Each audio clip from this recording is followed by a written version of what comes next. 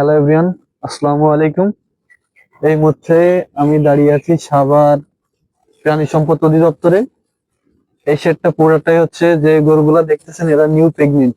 কেউ হচ্ছে 2 মাস, কেউ 4 মাস, কেউ 5 মাস। সম্পূর্ণ এরা হচ্ছে যে সময় প্রেগনেন্ট গরু আলাদা করে রাখে। বিশেষ এর কারণ আছে, সব গরু একখানে করলে যদি মারামারি করে যে কোনো সমস্যা হইতে পারে। আর এখানে হচ্ছে অনেক ধরনের অনেক জাতেরই গরু আছে।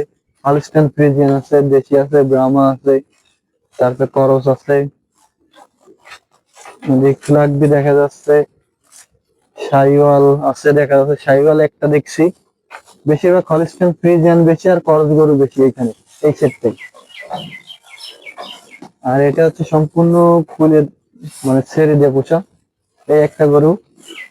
এটা আশা করা হচ্ছে আপনার বোট টোট যেভাবে আছে আর বডির ফিটনেস যেভাবে আছে, আশা করা হচ্ছে 20 লিটারের উপরে দুধ হবে। আর এই যে হলস্টাইন করছে আপনার কি বলে যেটা আপনার নামটাই মনে হচ্ছে না গরুর, আমরা নেপালি গরু বলি, যেটা বডির ফিটনেস দেখছেন। এখানে দুইটা গরু আছে, দুইটাই আছে নেপালি গরু।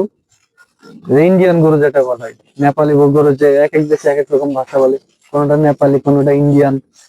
এই সেটটা পুরোটাই মানে কিছু না হলে এই সেটে 150 গরু আছে, সম্পূর্ণ এরকম। মাশাআল্লাহ, বডি ফিটনেস দেখছেন এই দুইটার।